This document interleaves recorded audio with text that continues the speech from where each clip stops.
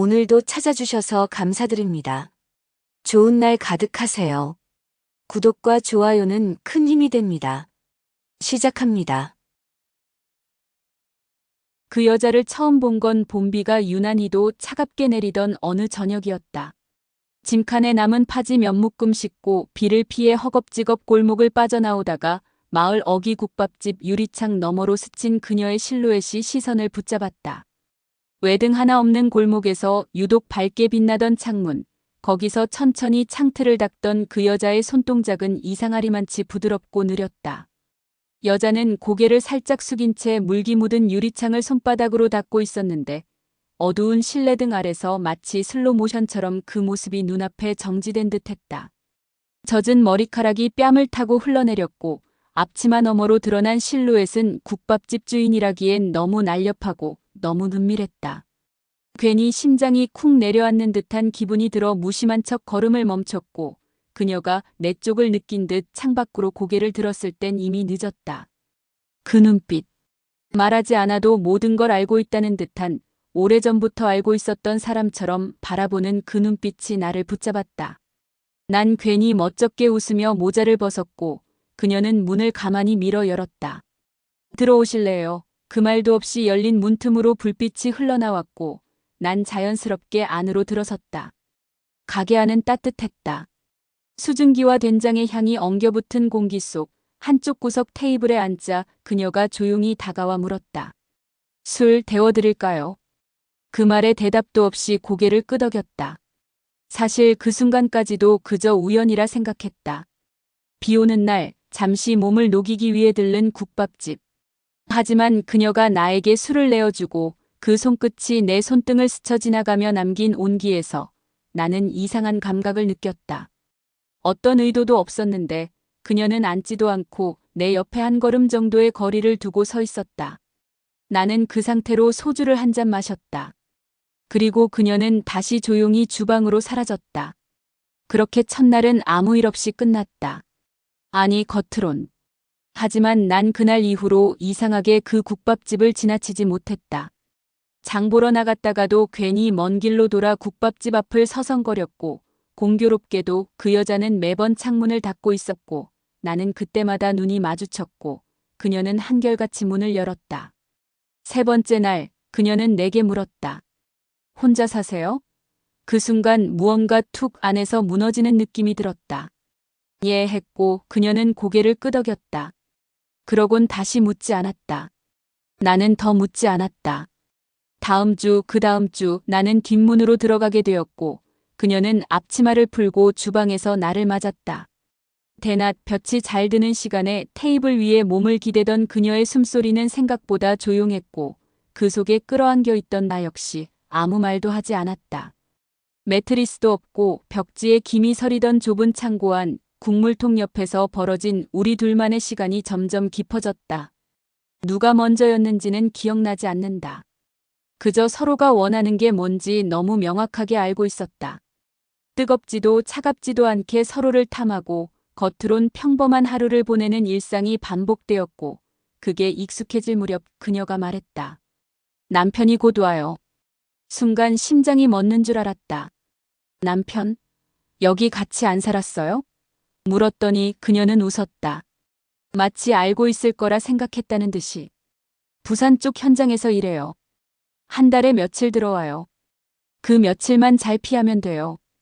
대수롭지 않게 말하는 그녀의 눈빛이 내 안에 어떤 죄책감을 삼켜버렸다. 그 후로도 우린 멈추지 않았다. 매주 수요일마다 나는 그녀의 가게 뒷문을 열었고 그녀는 매번 같은 향기의 손으로 내 셔츠 단추를 풀었다. 아무도 몰랐고 아무도 눈치채지 않았다. 마을 사람들은 그저 국밥집 맛이 예전보다 더 구수해졌다고 했고 어떤 노인은 그녀가 전보다 얼굴이 폈다고 했다. 하지만 난 안다. 그녀는 점점 말수가 줄어들었고 내 앞에서는 자주 담배를 피우기 시작했다. 처음엔 그런 여자가 아니었다. 스스로도 담배를 싫어한다고 했었다. 그런데 어느 순간부터 창고 뒷계단에 앉아 담배를 피우며 내 어깨에 기대는 버릇이 생겼다. 그러다 한 번은 우리가 아무 말 없이 그 좁은 계단에 나란히 앉아 있을 때 그녀가 말했다. 나 여기서 너무 오래 있었어요. 그 말 속에 묻어있는 무게를 나는 알아듣지 못했다. 아니, 애써 외면했다. 그냥 우리 관계가 깊어지고 있다는 정도로만 생각했지. 그러나 그건 시작이었다. 그리고 그 시작은 곧 모든 것을 삼켜버릴 화산처럼 조금씩 끓어오르고 있었다. 그 국밥집은 언제나 오전 10시에 문을 열었다. 그녀는 국을 푹 끓이고 고기 삶는 냄새를 골목 끝까지 퍼뜨린 후 조용히 앞치마를 메고 문을 열었다. 겉으론 평범한 하루의 시작이었다. 그러나 그 주방 안에는 늘 전날의 숨결이 남아 있었고 나는 그 냄새를 잊지 못해 매일같이 다시 그곳으로 발길을 돌렸다.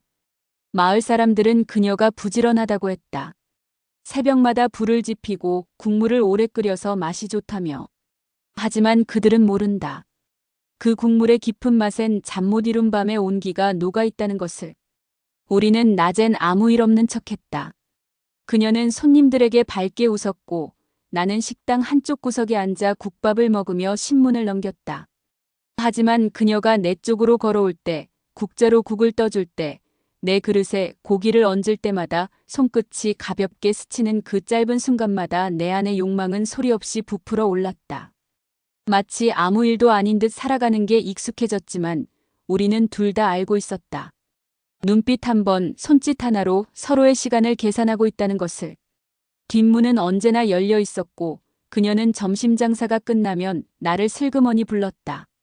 주방의 냄비가 비워지고 국통이 식어가는 시간, 그녀는 벽 쪽 커튼을 닫고 조용히 앞으로 다가왔다. 좁은 공간에서 입술이 스칠 때면 그녀의 숨결엔 늘 육수보다 진한 무언가가 배어 있었다. 그건 외로움인지 혹은 미련인지 아니면 단순한 갈증이었는지 알 수 없었지만 분명한 건 그녀의 손끝이 나를 벗기던 방식은 점점 더 능숙해지고 있었다는 거였다.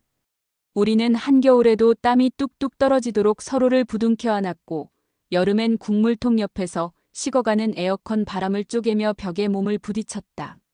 어떤 날은 너무 뜨거워서 그녀가 헐떡이며 내 가슴을 밀쳐내기도 했고 어떤 날은 너무 조용해서 숨소리조차도 죄책감처럼 느껴졌다. 하지만 그럴수록 우리는 더 자주 만났고 더 깊이 빠져들었다. 그녀는 내게 말했다. 당신이 오기 전까진 내 인생이 없었어요. 매일 국물만 끓이고 고기만 썰고 하루가 저물면 혼자 앉아 TV를 보다가 잠들고 남편은 통화 한 번 없이 돈만 보내고 마을 사람들은 나를 성실하다고 칭찬하지만 난 사실 아무것도 아닌 사람이에요. 나는 아무 말도 할 수 없었다.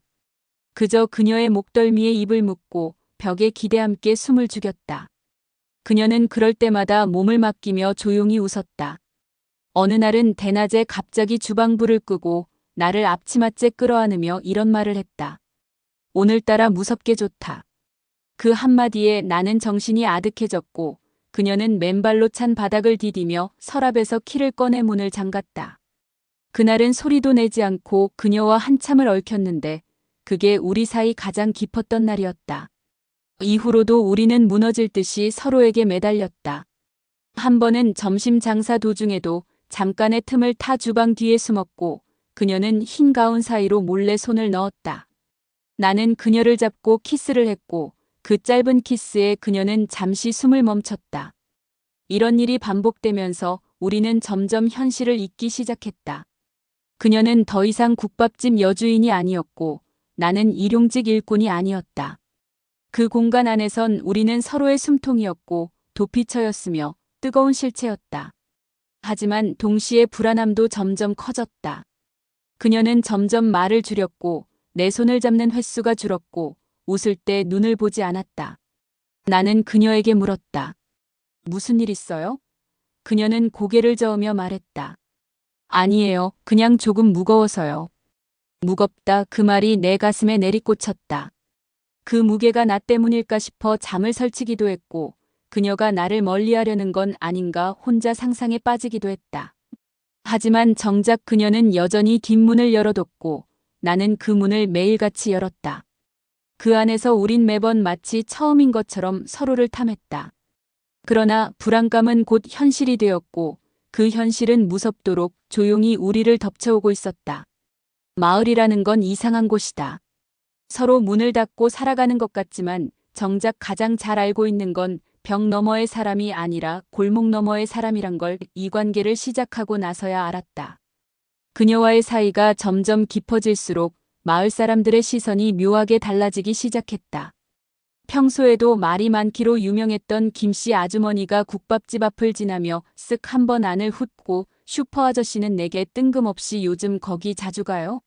하고 묻는다. 나는 아무렇지 않은 척 웃으며 넘겼지만 심장이 순간 움찔했다. 그날 이후로는 그녀와의 만남이 더 조심스러워졌다. 뒷문을 열고 들어갈 때도 몇 번이고 주변을 살폈고 그녀도 예전처럼 가볍게 다가오지 않았다. 무언가가 우리 사이를 눌러앉고 있었다. 그녀는 예전처럼 국을 끓였고 나는 그 국물보다 진한 숨결을 기다렸지만 어느 날부턴가 그녀의 눈빛이 흔들리기 시작했다. 국자를 쥔 손끝에 힘이 없었고 나를 바라보는 시선은 무언가를 숨기는 듯 불안하게 떨렸다. 나는 견딜 수 없었다. 더 이상 이런 눈치 보기 싫다고 차라리 모든 걸 던지고 당신이랑 어디론가 떠나고 싶다고 했더니 그녀는 조용히 내 손을 잡고 말했다. 당신 알고 있었죠? 그 말에 나는 숨이 막혔다. 뭐를요? 하고 묻자 그녀는 잠시 눈을 감았다가 떴다. 내 남편 사실 다 알고 있어요. 언제부턴가 우리 집 주변을 돌기 시작했고 가게 CCTV를 확인했대요. 당신 차도 찍혔다고 했어요. 나는 그 자리에 얼어붙었다. 너무 늦은 거예요. 이미 한참 전부터 알고 있었어요. 근데 그냥 뒀대요. 왜? 내가 물었다. 그녀는 웃지 않았다. 그냥 당신이랑 나 사이에 뭐가 있든 신경 안 쓴대요. 내가 어디서 뭘 하든 상관 안 한대요. 그게 더 무서운 거예요. 무관심, 무책임. 아무 말도 하지 않는 그 사람의 침묵이 당신보다 더 나를 숨막히게 해요. 난 더는 할 말을 잃었다. 그녀는 그날 밤 처음으로 내 품에서 울었다. 눈물도 없이 소리도 없이 조용히 어깨를 떨며 무너졌다. 내가 안아줄 수도 아무 말 없이 둘 수도 없는 그 밤, 그녀는 내 품 안에서 아주 낡고 축축한 이불처럼 가라앉았다. 그날 이후 그녀는 자주 담배를 피웠고 뒷주방에 오래 혼자 앉아 있었다. 마을에선 이상한 말이 돌았다. 국밥집 여자가 남자 하나 잡고 있는 눈빛이라느니 가게에 들어갔다 나온 남자 중에 유독 웃음기가 많은 사람이 있다는 둥. 그런 소문들은 조용히 번지고 어디선가 나를 힐끗 바라보는 눈들이 느껴졌다. 하지만 그 어떤 것도 내가 그녀를 찾는 걸 막을 수는 없었다. 그 불안한 눈빛, 술을 데우던 그녀의 손끝, 벽에 등을 대고 가만히 숨죽이던 그 체온이 내가 사는 이유 같았으니까. 그녀가 어느 날 이렇게 말했다. 나 사실 결혼할 때부터 그 사람한테 감정이 없었어요. 부모가 밀어붙인 결혼이었고 10년을 아무 감정 없이 살았어요. 근데 당신이 오고 나서부터 내가 여자로 숨을 쉬고 있다는 걸 느꼈어요. 그래서 무서워요. 내가 이렇게 변해도 되나 싶은 마음에. 나는 그런 그녀를 더 안아주고 싶었고 더 가지려고 했다. 하지만 그럴수록 그녀는 점점 작아졌다. 손이 얇아지고 말이 줄고 내게 기대는 시간도 줄었다. 그리고 그날 그녀는 처음으로 내 손을 뿌리쳤다. 오늘은 안 돼요. 말없이 돌아서려던 내 손을 붙잡고 그녀는 말했다. 아니, 그냥 오늘은. 나를 보면 무너질 것 같아서. 그 말은 예전 그녀가 하던 말이 아니었다.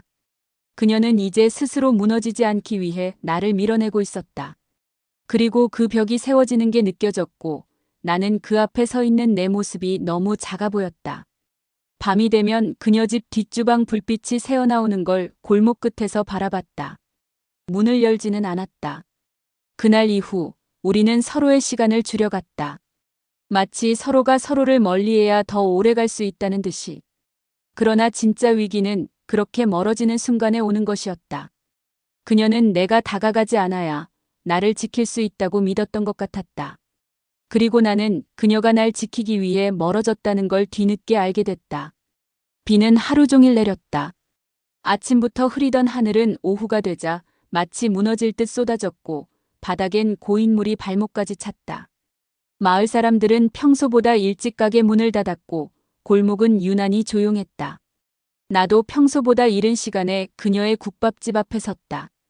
평소처럼 뒷문은 열려 있었고 문틈 사이로 익숙한 된장과 들깨가루 냄새가 섞인 증기가 흘러나왔다. 나는 비에 젖은 셔츠를 벗으며 조용히 문을 밀고 들어갔다. 그녀는 말없이 고개만 들더니 눈으로 나를 반겼다.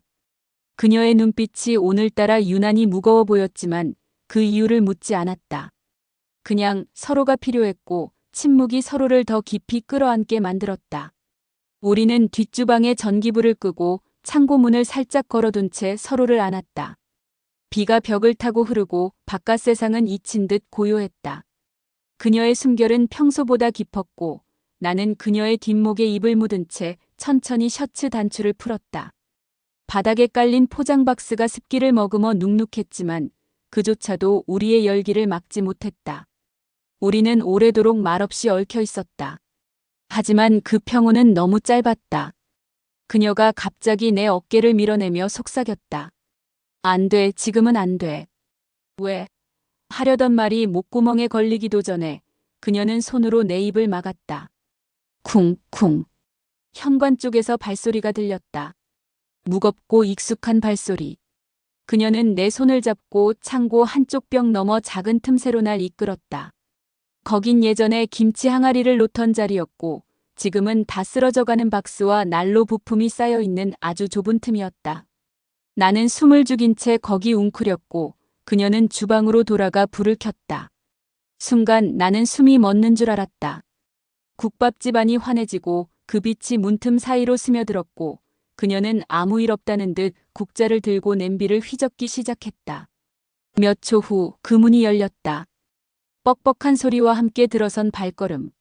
낮고 건조한 남자의 목소리. 왔어. 그녀는 웃으며 대답했다. 갑자기 웬일이야. 다음 주에 온다면서. 도로가 막혔다. 작업 중단됐어. 그냥 왔다. 식사했어? 배고프지? 그녀는 너무 자연스러웠다. 설렁탕 줄까 아니면 돼지국밥 남은 거 있어. 국물 좀 덜 짰으면 좋겠다. 남자는 그렇게 말했고 그녀는 네 하고 조용히 대답했다. 나는 창고 틈에서 땀인지 긴장인지 모를 땀방울을 이마에 흘리며 두 사람의 대화를 들었다. 그녀의 목소리는 담담했고 남자의 목소리는 무덤 같았다. 그러다 그 남자가 이렇게 말했다. 너 요즘 얼굴이 좀 달라졌네. 그래? 뭐가? 몰라. 그냥 느낌이 그래. 그녀는 웃지 않았다. 그 말엔 대답하지 않았고 그냥 국을 퍼담았다. 뚝배기 놓는 소리, 숟가락이 부딪히는 소리, 그리고 다시 정적. 나는 거기서 움직일 수도 숨도 쉬기 어려웠다. 그 창고 안 냄비와 박스 더미 사이에서 나는 내가 얼마나 작고 보잘것없는 존재인지 깨달았다. 그녀가 문을 열어주고 몸을 맡기던 그 여자는 지금 저 남자 앞에서 다른 얼굴을 하고 있었고 그 얼굴은 내가 본 적 없는 얼굴이었다. 긴 시간이 흐른 뒤 남자는 국을 다 먹고 일어섰다. 오랜만에 집에서 먹는 밥이네. 너는 별일 없었지? 응, 없었어. 그래. 내일은 나 현장 다시 올라가야 해. 알았어. 그렇게 말한 뒤 현관문이 다시 열리고 빗소리가 들렸다. 남자의 발걸음이 멀어지고 철컥 문이 닫혔다.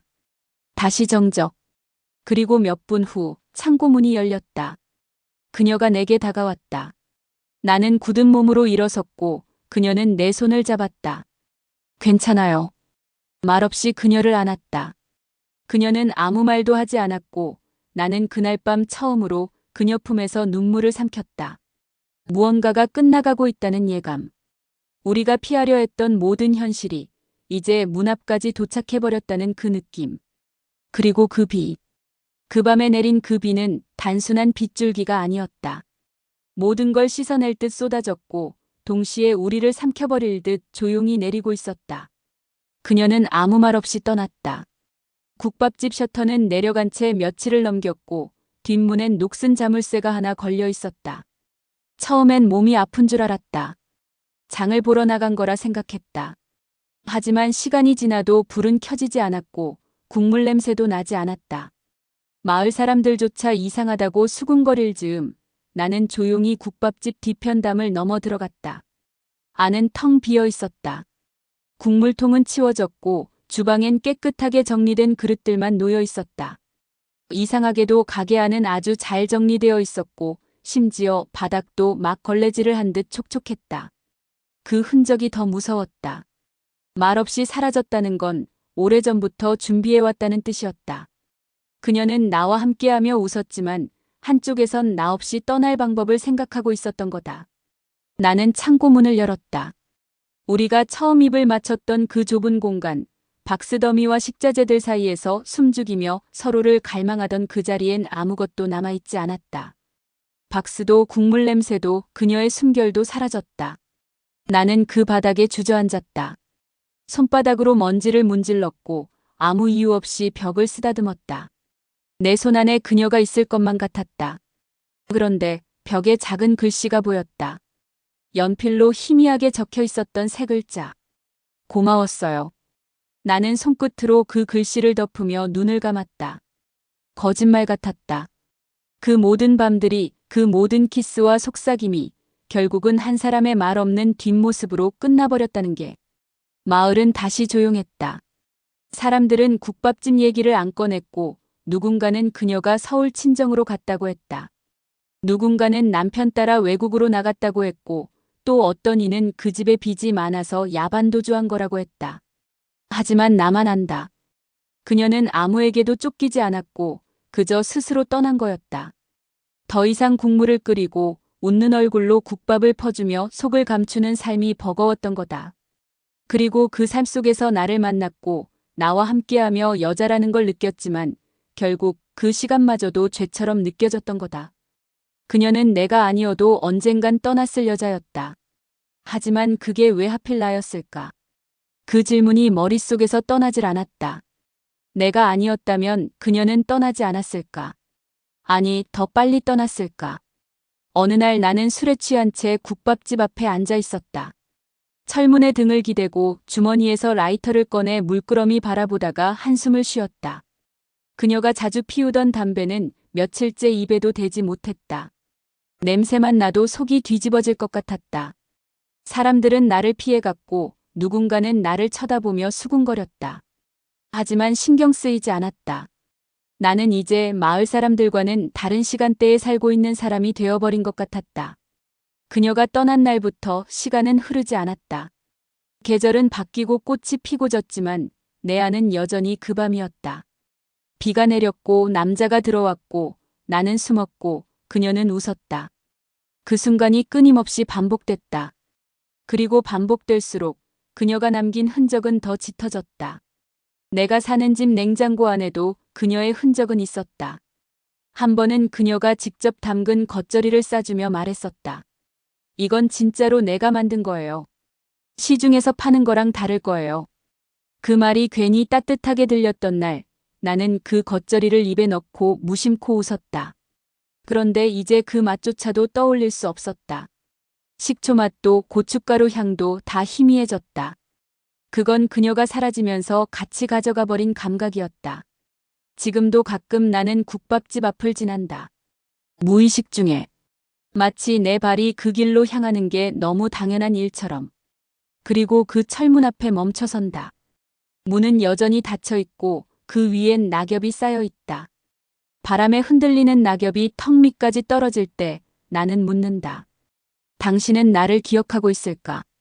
나처럼 아직도 그 주방의 뜨거운 김과 함께 내 입김까지 떠올리는 밤이 있을까?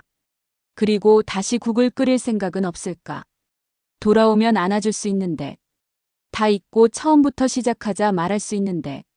하지만 그녀는 돌아오지 않는다. 그녀가 남긴 건 국밥도 국물도 아닌 아주 뜨겁고 뚝뚝 끊긴 기억들 뿐이었다.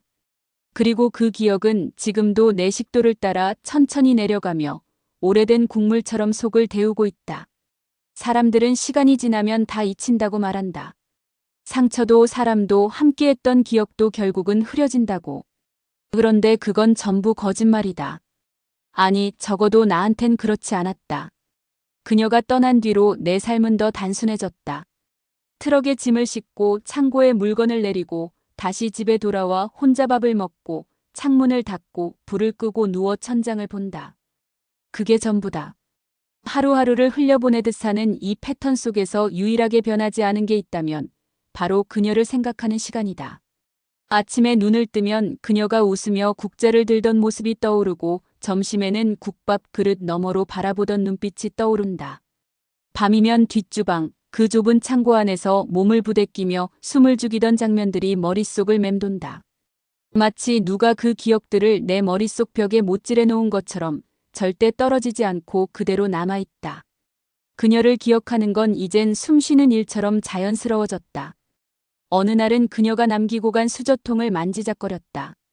국밥집을 정리하고 떠나며 남긴 것들 중 유일하게 내가 챙겨온 물건이었다. 그 안엔 그녀가 쓰던 나무 젓가락 하나가 삐죽 튀어나와 있었다.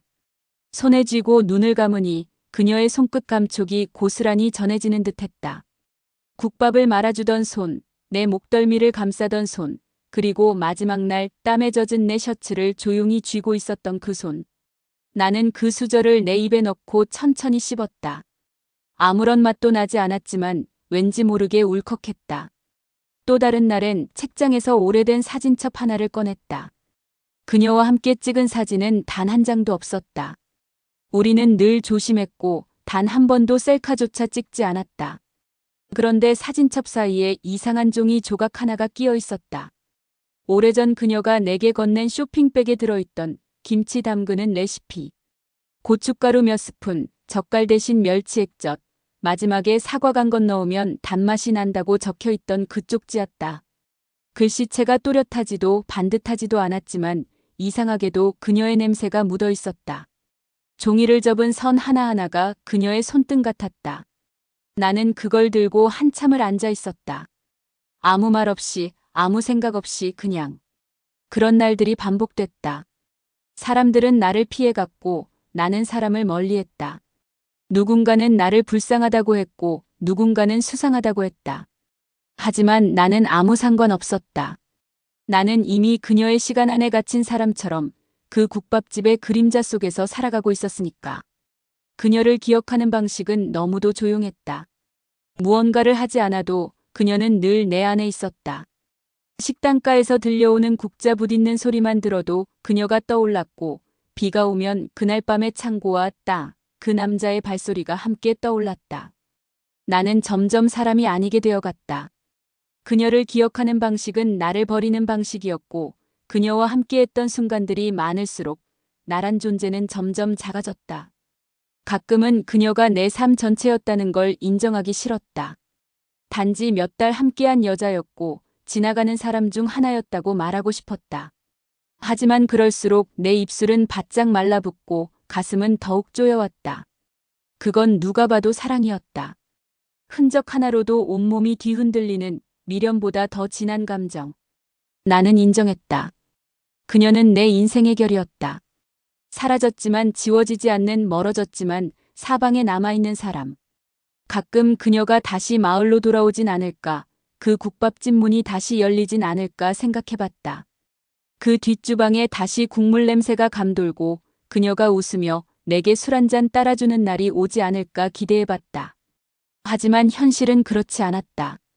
국밥집은 여전히 비어 있었고 마을은 어느새 그녀가 없던 듯 돌아갔다. 사람들은 다른 이야기로 바빴고 나는 여전히 그녀 안에 살고 있었다. 결국 나는 매일 그녀를 기억하는 방식으로 살아가고 있었다. 국밥 없이, 향기 없이, 체온 없이. 그녀는 사라졌지만 내 하루는 여전히 그녀의 흔적으로 차 있었다. 그녀가 떠나고 한참이 지난 어느 날 마을회관에서 커피를 마시던 중이었다. 동네 아주머니 셋이 모여 수다를 떨다가 그녀 이야기를 꺼냈다. 처음엔 그냥 지나치려 했지만 그들의 입에서 나온 한마디에 나는 손에 들고 있던 종이컵을 쥔 채 멈춰 섰다. 그 여자는 원래 좀 이상했어. 말도 없고 남편이 와도 살갑지 않고 그게 다 뭔가 있었던 거지. 내가 듣기로는 시댁에서 엄청 힘들게 했대. 신혼 때부터 일 시키고 집안일 다 떠맡기고 남편도 무뚝뚝하긴 했지만 술만 마시면 집어던지고 그랬다더라. 내가 그 말을 들은 순간 머릿속에서 어떤 소리 하나가 뚝 끊어졌다. 그동안 나는 그녀를 그저 나와 같은 외로움을 가진 사람으로만 봤다. 혼자 자고 혼자 먹고 혼자 있는 시간이 많은 여자. 하지만 그건 내가 보고 싶었던 부분이었다. 그녀는 단지 외로운 여자가 아니라 오랫동안 고통 속에서 조용히 버텨온 여자였다. 내가 만났던 그녀의 웃음, 그 따뜻했던 손끝, 말없이 안겨주던 순간들엔 사실 눈물이 고여 있었던 거였다. 그날 밤 나는 혼자 국밥집 앞에 앉았다. 자물쇠가 녹슬고 간판 글씨는 발에 있었다. 나는 문 앞에 털썩 주저앉아 담배 한 개비를 입에 물었다. 그녀가 피우던 브랜드. 그녀는 담배를 피울 때마다 입을 가리고 웃었다. 남편이 싫어해서 몰래 배웠대요. 라고 말하던 그 눈빛이 잊히질 않았다. 이제 와서야 나는 안다. 그녀는 누군가의 아내이기 전에 한 사람이었고 그녀의 외로움은 단지 남편의 무관심 때문만은 아니었다. 그것은 마을이라는 공간이 주는 무언의 압박, 늘 감시당하는 듯한 시선, 그리고 언제나 누구의 며느리로만 불리는 그 무게 속에서 오롯이 스스로를 지워가며 살아온 결과였다. 나는 이제 그녀를 바람난 여자로 부를 수 없다. 그녀는 단 한 번의 바람으로 자신을 살리려 했던 여자였다. 그리고 그 바람의 대상이 나였다는 것이 내게 가장 아픈 현실이었다. 나는 그녀가 떠나기 전 마지막으로 남긴 흔적들을 다시 꺼냈다. 그녀의 앞치마 냄비에 남아있던 작은 긁힌 자국, 뒷주방 벽에 남은 희미한 손자국들.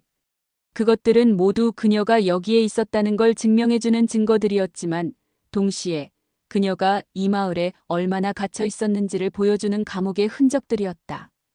그녀는 나와의 관계를 통해 잠깐 숨을 쉬었고 그 숨이 다시 그녀를 밖으로 떠밀었고 결국은 어디론가 사라져버렸다. 나는 그녀의 이야기를 누구에게도 말하지 않았다.